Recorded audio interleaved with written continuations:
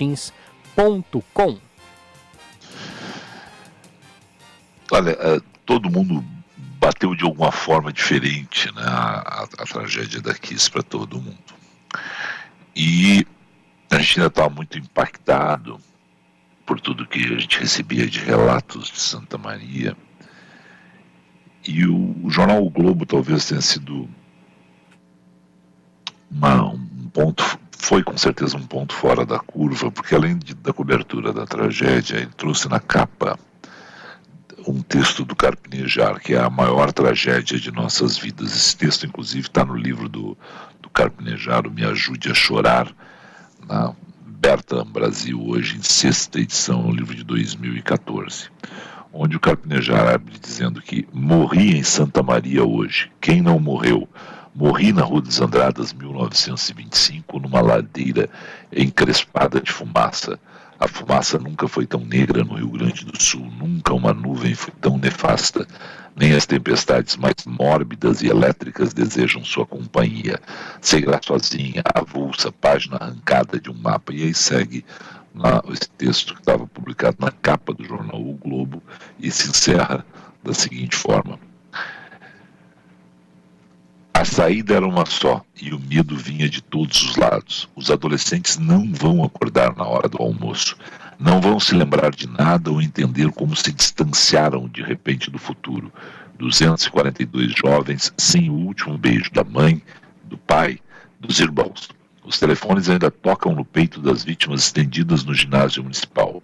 As famílias ainda procuram suas crianças, as crianças universitárias estão eternamente no silêncio.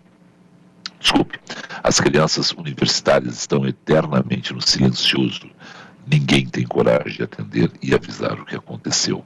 As palavras perderam o sentido.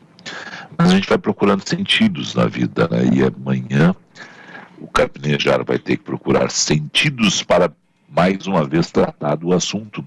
E dessa vez, e eu acho que não é a primeira vez que ele vai ao local, vai a Santa Maria tratar dessa questão que nos impacta a todos os dias quando a gente recorda dessa tragédia. Carpinejar, bom dia. Bom dia. É com uma grande tristeza que nós estamos passando por esse momento de 10 anos do crime da Boate Kiss. Foi uma tragédia, foi um crime. Um crime em que bastavam ter janelas e portas para não acontecer. Bastavam somente isso, que a boate tivesse mais portas e mais janelas. Um crime irreparável, da mesma forma em que os jovens não encontraram saída naquela ratoeira. Até hoje não encontraram paz com a impunidade jurídica. Até hoje não existe um condenado.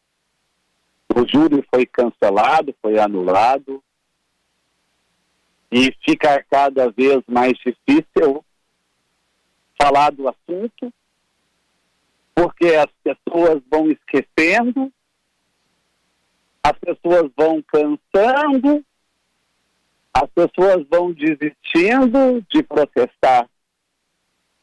Menos os pais. Porque a dor de perder um filho é sempre como se fosse hoje.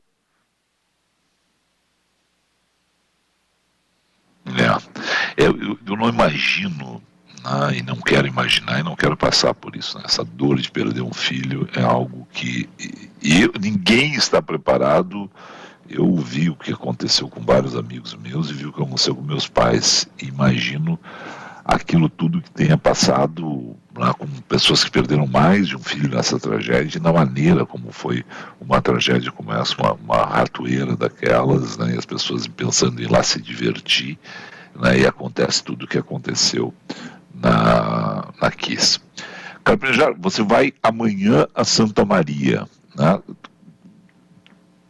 Tu tem uma sensibilidade extra, tu consegue colocar isso em palavras sempre, teus textos nos remetem a isso, nos emocionam. Mas como é que vai se falar ao vivo para essas pessoas, olhar essas pessoas? Tem uma preparação especial para isso? Porque eu já começo a lacrimejar agora, né? E como é que tu te prepara para isso? Felipe, o que eu sei é que faltarão palavras. Faltarão. Não tem palavra para descrever a dor dos pais de perderem um filho dessa forma. Você mesmo agora relatou que não tem nem como imaginar uma dor dessa. A casa morre junto quando morre o filho, porque você não consegue transformar o quarto do filho em mais nada. Você não consegue transformar o quarto do filho em um escritório. Você não consegue transformar o quarto do filho em uma sala. É como se tivesse um santuário dentro de casa, um santuário da saudade. E aquelas 242 vidas morreram para nós, mas para as famílias, elas continuam comemorando aniversários que não aconteceram.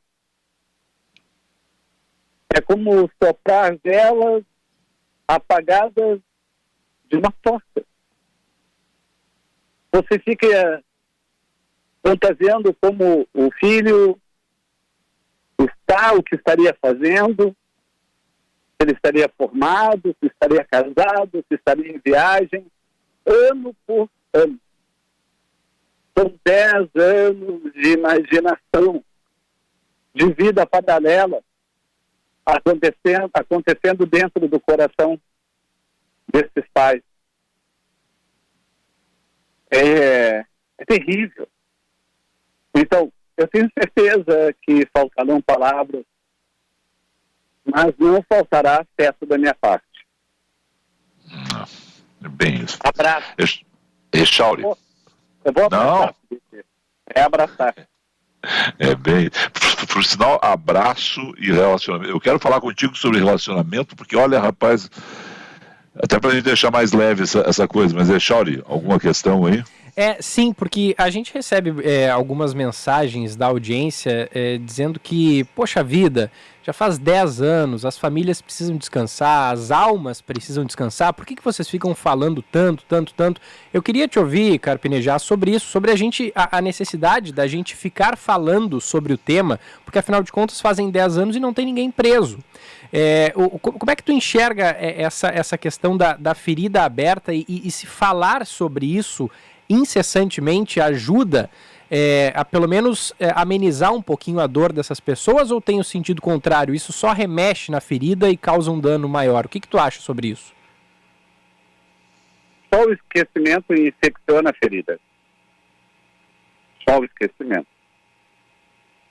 Essas pessoas que estão fartas de ouvir a respeito de Santa Maria, elas têm um compromisso social com Santa Maria, porque foi a maior tragédia das nossas vidas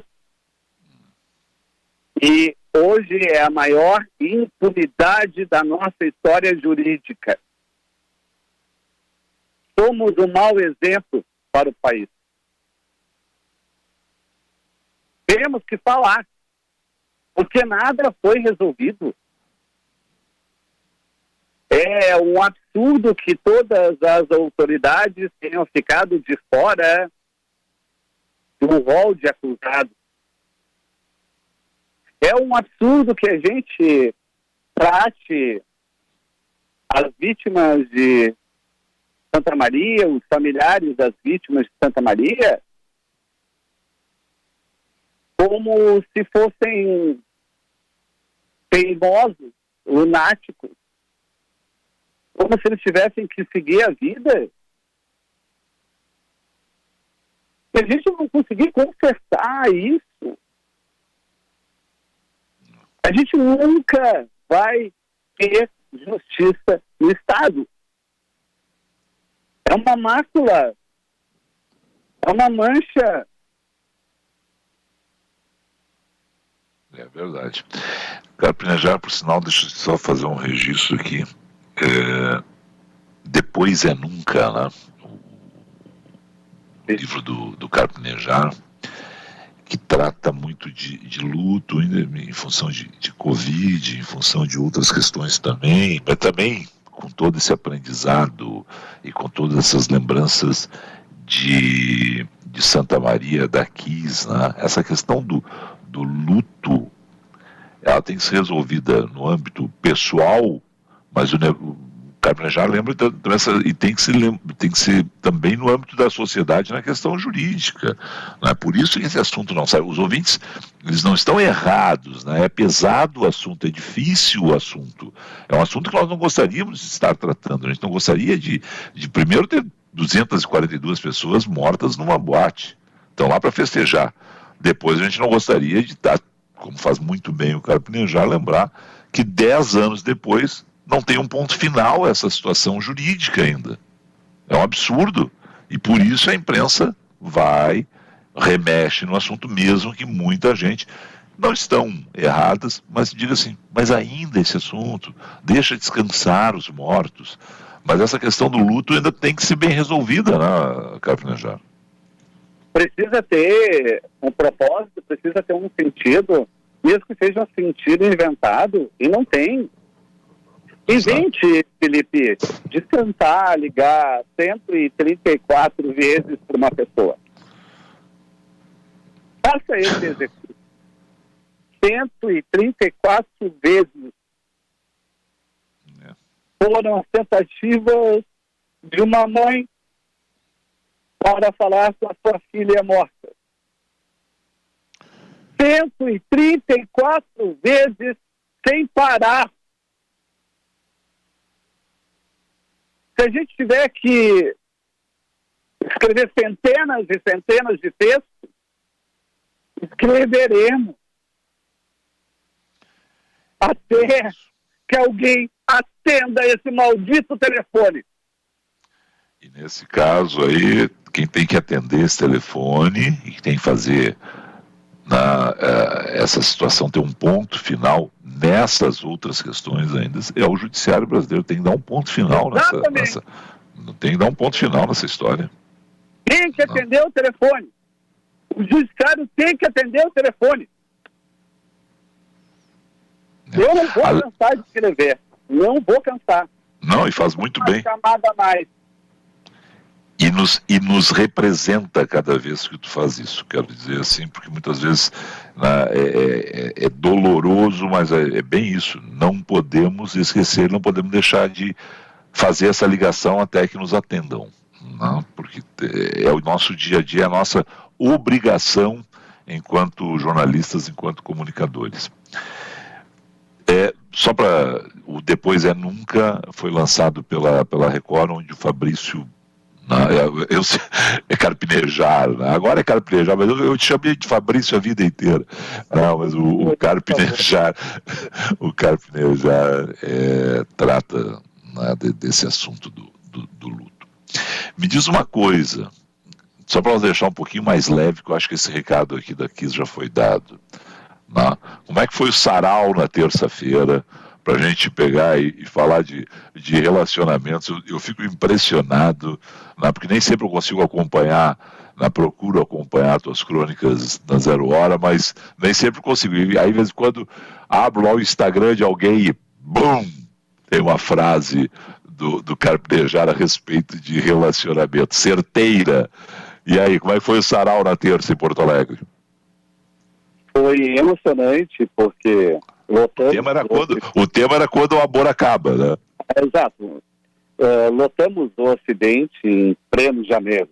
Só isso já é um fato honesto. E o amor acaba de repente.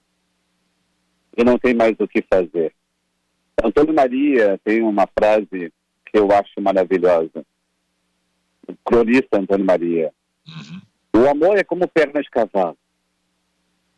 Quando quebra, não tem como consertar. Bem isso. Não tem como correr mais. Não tem mais como ser como antes. Você não pode viver de saudade, porque até a saudade se esgota.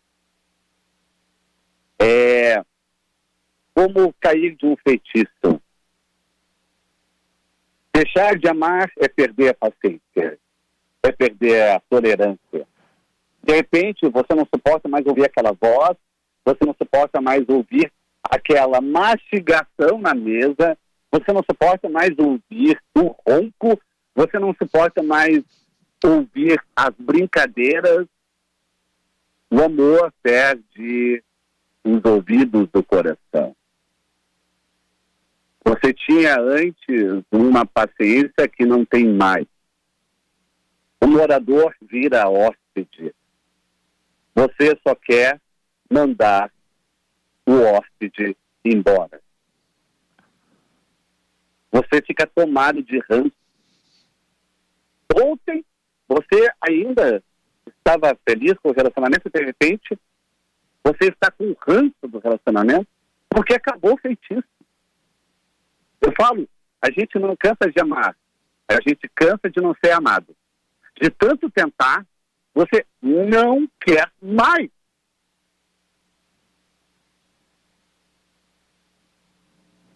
E é bem isso. Agora, tem uma das tantas frases que saíram dessa tua mente brilhante, um resumo perfeito dessas questões que envolvem o nosso dia a dia, né? Felicidade é dizer onde está o corpo, lealdade é dizer onde está o pensamento. Esse é um belo resumo, viu, doutor? E outro belo resumo teu é: gente feliz não incomoda, não faz fofoca, não sente inveja, não procura o ex. Essas coisas do dia a dia, das relações. Por sinal, se tem alguém que pode falar de ex, é carpinejar, né? Tu tá bem, graças a Deus, tá tudo tranquilo, né, irmão? Tá tudo bem, né? Eu estou muito feliz, eu não tive ex, não tenho ex, nem sei de ex na minha vida. Exatamente, né, irmão? Muito bem casado. Ontem a Beatriz brincou comigo. Porque eu participei de sarau e ela não pôde ir porque ela está em BH. Aí eu disse, eu falei de você. O que você falou? Eu falei que só há uma mulher na minha vida. E ela respondeu, então você não falou de mim, você falou de você.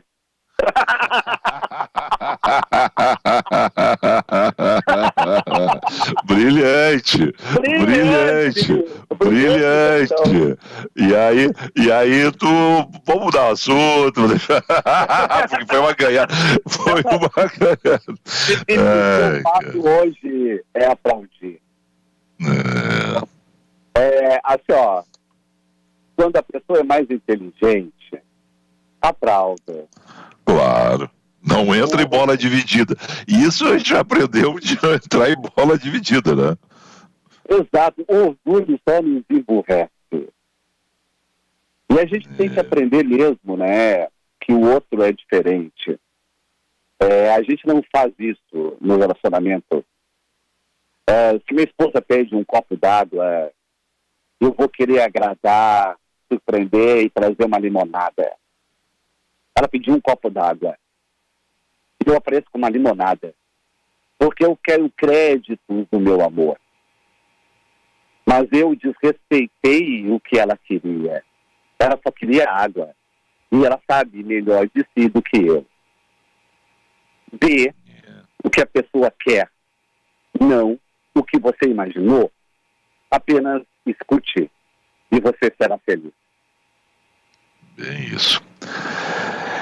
Cara, bom te ouvir sempre, bom refletir sempre. A gente já deu risada aqui agora, a gente já falou de assuntos que a gente beirou o choro na emoção, o negócio da Kiss, mas É isso que faz a vida, né? Esses momentos todos, essas reflexões todas, essas emoções todas, elas têm que estar no nosso dia a dia, porque a gente tem que olhar, né, para frente, né, o que vem, né? Como diria o Joelmir Betting, né? O Joelmir Betting dizia o que vem pela frente, né? Que seja o trem, né?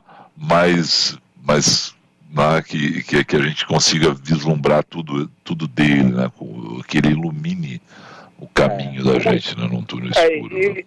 É um otimismo incurável. Eu sou adepto do melhor ainda está por vir. É isso aí. E a gente tem que pensar assim sempre. Vem cá, fora Zero Hora, onde mais? Tem algum livro lançando? O que tá vindo por aí? Que a gente tem 1 minuto aqui. Mas eu queria refletir contigo mesmo, né? Para o público infanto-juvenil, tem 3 livros que eu lancei, que é A Vovó é Poder, homenageando as vós moças, né? As vós jovens. Menina Alfaiate, para todo mundo que gosta e quer ser estilista. E Menina Alta, para todo mundo que sofreu do bullying da altura. O recomendado para o que é infanto-juvenil hoje? Até 12 anos, mas os adultos também vão gostar. Não, até 12? Até 12, 13 anos. Não, tudo bem. Não, sabe por que eu pergunto, né? Porque o Theo, por exemplo, tá com 9 para 10, e aí sempre tem essa... Não, e aí sempre tem essa dúvida, né? Por isso que eu pergunto, né? Algumas idades... Vou mandar autografado pro Theo. Algumas idades alongam, né? Tipo assim, olha, agora é 65 mais e tal coisa, e outras diminuem, né? O infanto juvenil. O Pequeno Príncipe, o Menino do Dedo Verde, são eternos. Exatamente, isso é fantástico. Querido, bom te ouvir, obrigado por nos ajudar a refletir sobre tantas coisas aqui, né? E uma boa viagem a Santa Maria. Muito obrigado, um abraço, se cuidem. Tu também, grande Carpinejar.